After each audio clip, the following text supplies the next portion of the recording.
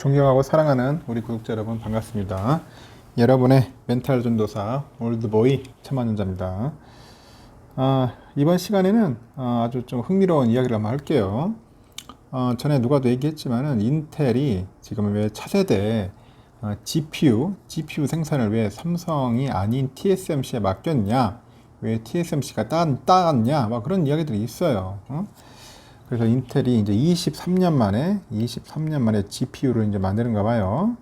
시장에 재진입하는 거예요. 재진입하는데 TSMC가 이제 물량을 홀라당 다 가져갔어요. 했는데 그렇다 해서 뭐 TSMC가 뭐 주가가 좋냐? 그렇지도 않아.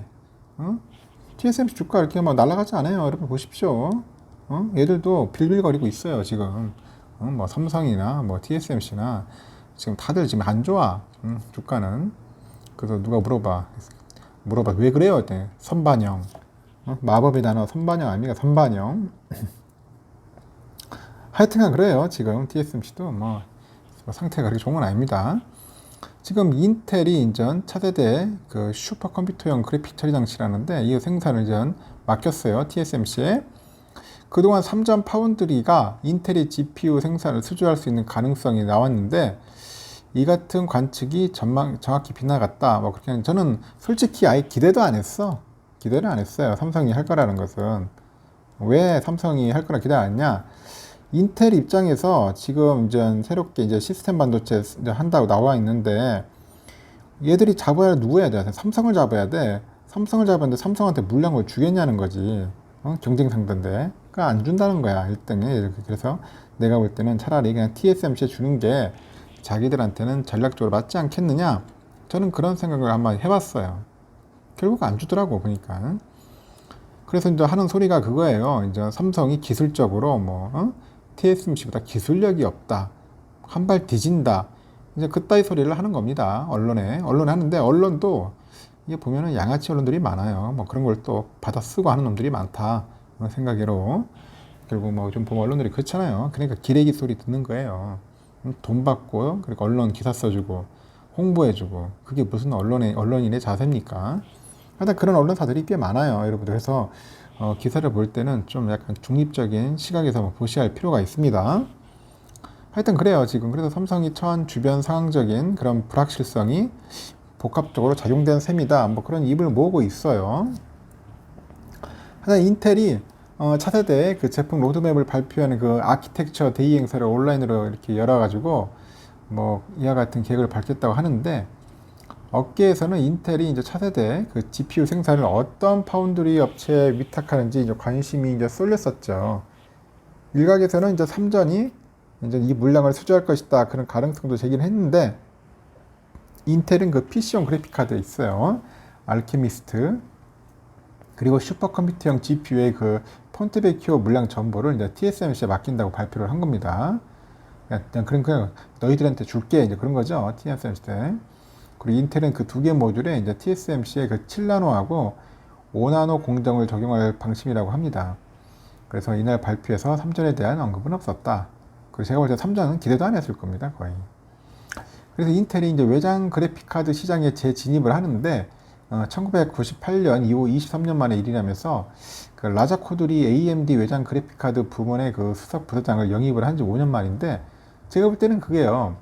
얘들이 또 만약에 GPU를 했는데 과연 이 GPU 만들어가지고 엔비디아를 이기겠느냐? 그것도 쉽지는 않을 거예요. 잘못하면은 괜히 돈 투자해가지고 또 엔비디아한테 발릴 수 있어요.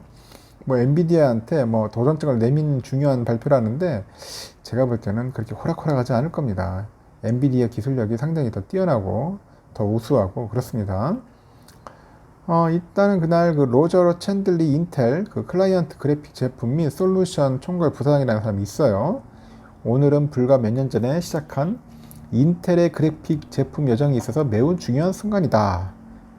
뭐 그런 얘기도 하고 그 팻 겔싱어 CEO가 인텔 기술의 역작인 폰테베키오 엑사스케일 그 컴퓨팅을 그 위해서 이제 높은 그 컴퓨팅 그 집적도하고 대역폭을 제공한다.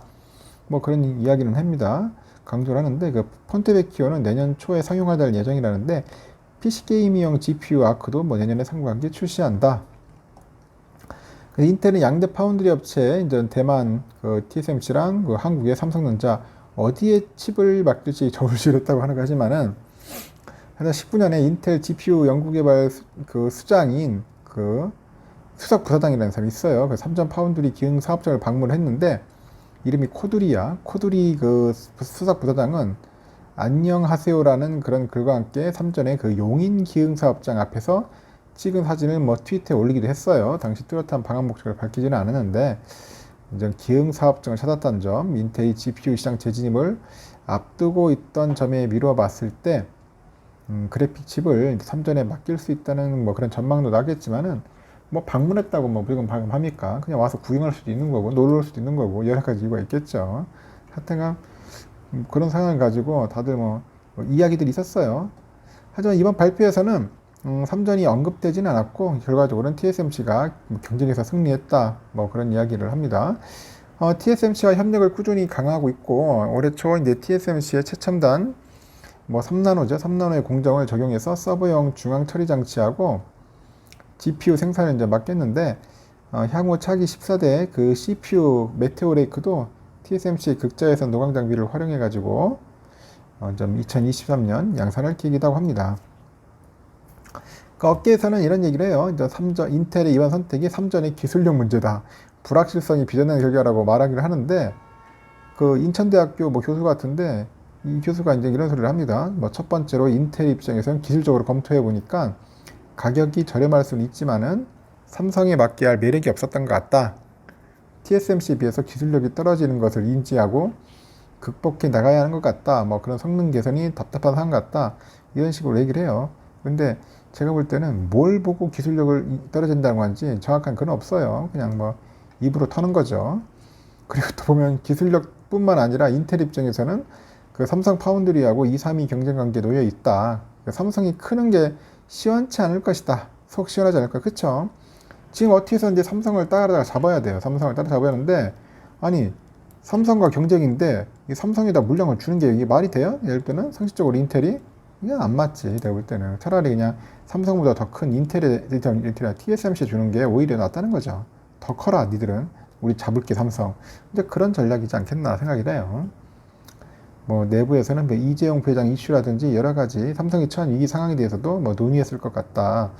뭐 그런 얘기도 하고 뭐 서울대 모 소장도 뭐 TSMC 반도체 시뮬레이션을 해보니까 기술력의 차이가 있었을 것이다. 뭐 그런 이야기를 하는데 제가 볼 때는 뭐 교수들 뭐 소장들도 잘 몰라요. 이런 사람들도 이게 꼭 무슨 기술력의 차이보다는 제가 볼 때는 전략적인 차이인 것 같아요. 전략적으로 우리가 경쟁할 상대한테는 물량을 주는 것은 별로 바람직하지 않는다. 차라리 그냥 더 큰 상대 주고 삼성 빨리 잡자. 근데 그런 전략 차원에서 내가 물량을 준 것 같아요. 그리고 제가 볼 때는 이 GPU 물량 받아도 과연 이 GPU 그래픽 카드가 이게 성공한다는 보장도 없어요. 엔비디아 과연 이길 수 있을까? 그렇게 쉽지는 않을 것 같습니다. 엔비디아가 뭐 허접한 회사도 아니고 오히려 그쪽 부분에 더 실력이 더 좋을 것 같습니다.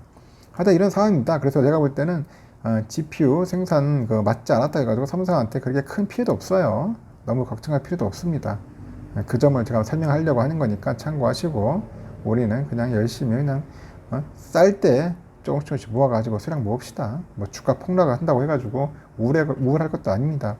항상 저는 그래요. 위기를 기회로 삼고 여러분들 그렇게 마인드 세팅 다시 해가지고 잘 대응했으면 좋겠어요. 나중에 뭐 라이브 때 뵙도록 해요.